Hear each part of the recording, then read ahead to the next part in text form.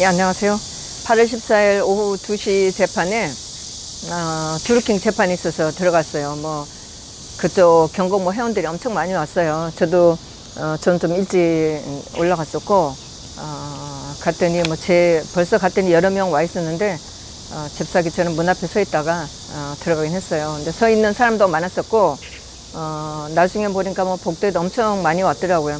피고인들이 늦게 오는 바람에 재판이 한 15분 정도 늦게 됐어요. 예, 그랬는데 판사가 이게 김문석이를 대신한 판사였어요. 예.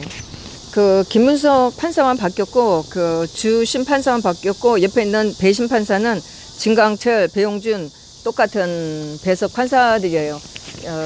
요 드루킹 재판도 하고 이 사람들이 요 판사들이 3시에 이어지는 추명호 국정원 국장 그 재판도 같이 했었어요. 전 들어갔는데 판결문을 듣고 있으면 좀 이 판사가 조금 잘 파악하지 않나 이런 생각을 드는데, 이 판사가 제가 기억은 안 나는데 다른 재판을 했었어요. 근데 그때 목소리 잡고 별로 좋게 판결을 안 했어요. 그래서 저는 별로 그렇게 좋다는 인상은 안 가지고 있는데 그 컴퓨터장의 그 업무방해 요거에 대해서 김동원에 대해서는 3년이고 지난번에 이 정치자금 뇌물에 대해서는 지난번에 저는 매물을 6개월이라고 해놨는데 어떤 데는 뭐 10개월이라고 했다고 하고 있거든요. 근데 저는 이걸 확인하진 않았어요. 그 김동원이가 10개월을 받든 6개월을 받든 저한테 그렇게 중요한 거는 아닌데, 정치 자금에 대해서는 따로 받아서 그렇게 받았는데, 오늘 이렇게 보니까 저는 이해가 좀 안 되는데 뭐 직권 파기 뭐 이런 게 있었어요. 그 병합을 해서 이거 뭐 직권 파기를 한다고 그랬는데 이거는 제가 잘 모르겠어요. 어쨌든 이 컴퓨터 장애 위계 장애에 의한 업무방해, 이거는 징역 3년을 때렸고, 이건 뭐 지난번이랑 똑같다고 제가 기억을 해요. 그래서 그 다음에 그러는데 정치 자금에 대해서는 지난번에 6개월이든 10개월이든 때렸기 때문에 이거는 별도로 하진 않았고, 그 다음에 김보중하고 관계되는 징역 1년에다가 집행유예 2년.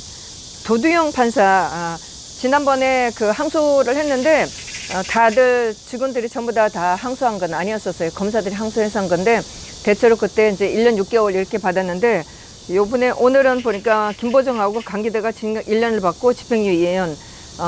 오늘 이제 중요하게 달라진 거는 도두영 변호사예요. 이 사람이 이제 원래 변호사고 학력도 되게 좋다고 했는데 지난번에 징역 1년에다가 벌금 이렇게 있었어요. 근데 오늘은 그 판사가 이 사람의 그 업무 관련을 참고를 한다 뭐 이런 얘기를 했는데, 이게 왜 해야 되는지는 제가 잘 모르겠어요.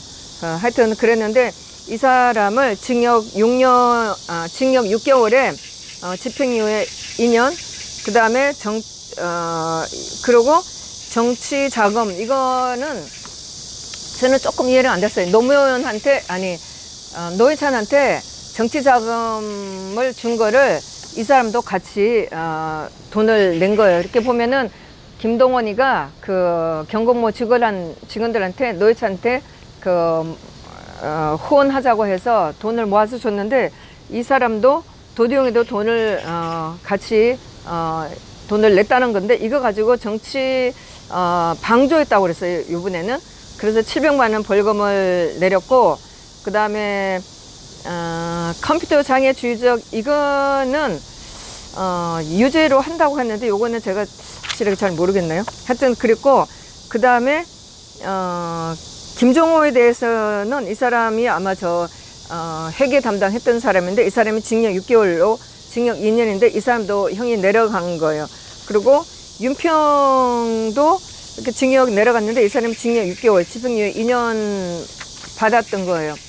그랬는데 중요한 거는 제가 오늘 들으면서 이제 마지막에 이제 판결문 요약을 하면서 했는데, 그 판사가 하는 얘기가 김동원에 대한 얘기를 하면서 킹크랩을 개발하고 지시하고 통제 관리를 했다. 최종적인 책임을 져야 하는 게 김동원이다. 이렇게 하면서 김경수를 만나면서 이런 일을 해준다고 하면서 그 대가로 자리를 요구를 했다. 그 다음에 김경수의 보좌관한테 접근하면서 자리를 요구했고 뭐 이런 얘기를 했는데 이것은 이 재판은 김경수 재판에 영향을 끼쳐야 된다고 저는 생각을 해요.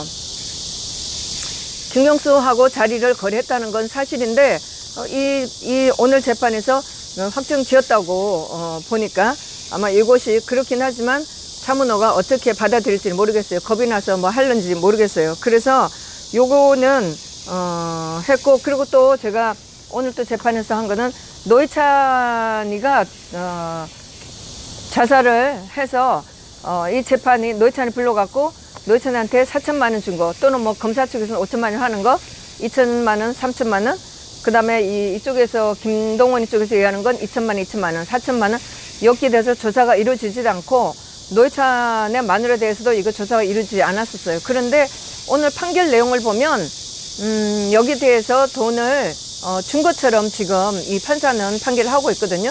그래서 정치 자금에 대해서는 이 사람이, 이 판사가 확정을 시켰어요. 돈을 준 거를 확정을 시켰거든요.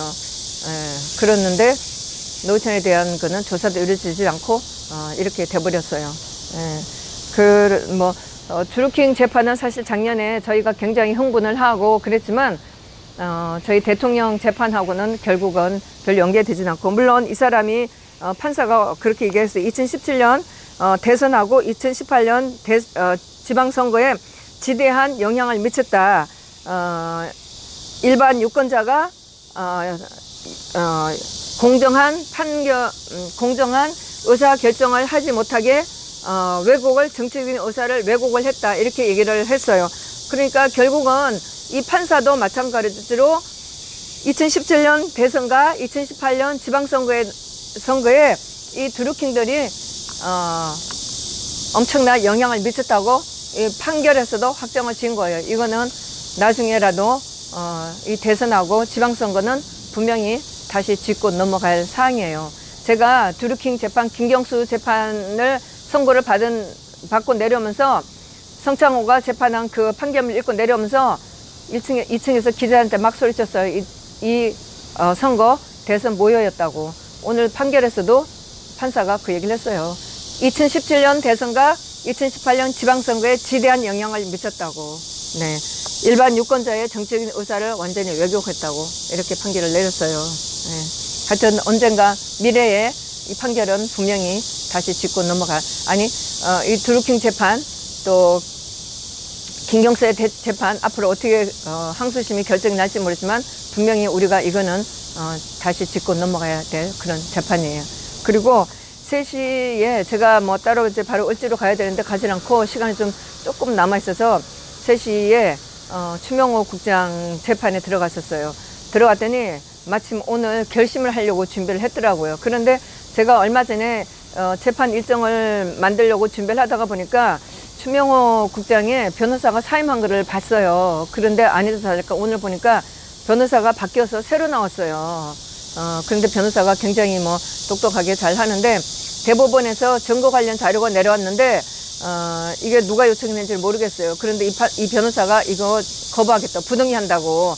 그러니까 판사가 깜짝 놀라갖고, 아니 대법원에서 내려왔고 이게 피고인한테 유리한 것도 있는데 이거를 부동의 하느냐. 그러니까 변호사가 단호하게 우리는 그거 거부하겠다, 이렇게 얘기를 했는데 검사 측에서는, 근데 오늘이 이제 마지막 변론을 하기로 했는데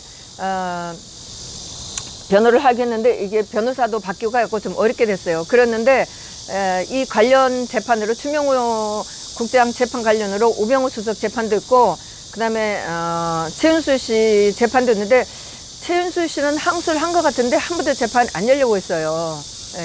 물론 그분의 공소 내용은 좀 짧아요. 그래서 재판이 안 열려고 있는지는 모르겠는데 아직까지 재판이 한 번 안 열리고 있고, 그 다음에 국정원 직원 또 신성균 씨에 대한 도 관련 재판이라고 그랬어요.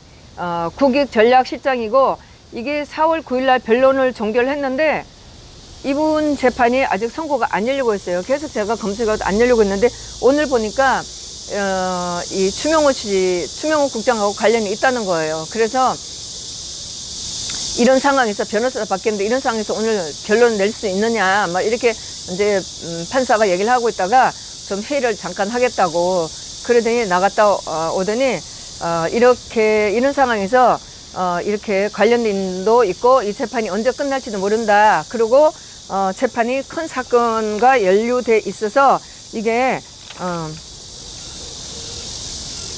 예, 그러니까 이게 언제 재판을 마치고 관련된 재판들이 언제 재판을 마치고 선고가 될지를 모른다. 그리고 어떤 재판이 또 이 재판하고 또 관련이 있다고 해서 또 들어올지도 모른다. 그래서 이 재판을 오늘 결론 내기는 좀 어렵지 않겠냐. 이렇게 하니까 변호사는 오늘 결론을 못 내겠다. 이렇게 얘기를 하고, 그러니까 만일에 검사가 오늘 결심을 하려고 준비해 왔다면 그거는 받아주긴 하겠는데 어떻게 생각하냐. 그러니까 검사가 자기네가 그 대법원에서 내려온 증거를 변호사 안 받아들이라고 했는데 나중에 이제 검사들이 자기네가 그럼 이거를 처리를 하겠다고 그랬어요. 그랬더니 뭐 이런 상황이라고 그러면 검사들이 그 증거를 자기는 처리하지 않겠다. 이렇게 하고 하면서 자기네들도 그러면 이 변론기를 바꾸는 거를 자기도 동의를 하겠다. 이렇게 이제 해서 오늘은 결심을 하지 않는 걸로 이렇게 얘기를 했어요. 그러니까 판사가 대법원 선고됐는데 언제 선고하기 어렵다. 오늘 종결하더라도 선고일을 어떻게 할지 모르겠다. 그렇게 하면서 결국은 이게 전부 다 대통령 재판하고 연관이 돼 있어요. 직권남용 권리 행사 방해이기 때문에. 제가 지난번에는 말씀드렸다시피 직권남용 권리 행사 방해 이거 판결 못 내요. 양승태 대법원장하고도 관련이 됐는데 이거 판결 못 내요. 그러니까 이제 이거를 보고 언제 뭐 결심을 하고 판결을 낼지. 그러니까 추명호 국장의 재판은 다른 재판의 상황을 보고 거기서 다시 추가 더 뭐 기소라든가 재판을 다루어야 될 상황이 있으면 다시 재판을 열어서 할 것이고 그 이후에 결심을 하겠다. 그리고 선고 날짜도 추후에 잡겠다. 이렇게 하고 이제 끝냈는데 또 이제 이런 상태에서 피고인을 계속 구속할 수가 없다. 그러면서 신변에 대한 것도 자기네가 검토를 했다. 이렇게 얘기를 했는데 제가 날짜는 얘기를 안 했어요. 그래서 제가 끝나고 나오면서 변호사님한테 인사를 했죠. 그래서 변호사님한테 제 명함을 주고 명함을 받았는데 이 변호사가 다른 재판도 변호를 한 걸로 제가 기억을 해요. 그래서 물어봤더니 아니다 잘할까. 참 국정원장 이병호 국정원장을 변호한 분이에요. 그래서 제가 그분을 변호한 분이 엄상희 변호사 아니었나.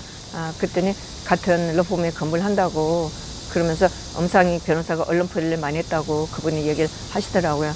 그래서 하여튼 뭐 그 정도까지만 알았는데 제가 저에 대한 얘기를 좀 잠깐 했는데 큰 실수를 한 번 했어요.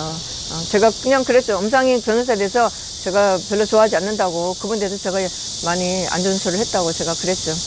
그래서 이 변호사한테 물어봤더니 아마 9월 2일쯤에 석방이 되든가 아마 그 안에 석방이 될 거라고 이렇게 얘기를 해서 물론 이제 제가 처음에 먼저 그렇게 질문을 하니까 누구냐고 물어서 이제 대통령 걱정돼서 재판에 나오는 사람이다 이렇게 묻고 이제 명함을 주고 이제 받았어요. 그래서 추명호 국장님이 이제 석방돼서 나오시면 저희가 가서 수고했다고 응원을 해야 되겠죠. 오늘 그나마 조금 재판이 조금 편한 재판이어서 당의했어요. 그래서 뭐 양승태 대법원장 등 재판도 있는데 그건 들어가지 못하겠고 거기에 나오는 증인들이 오늘도 2명으로 돼 있어요. 가보지는 못했지만 나중에 신문 보면은 좀 들어가 볼까 하는 후회가 좀 많이 들긴 했었어요.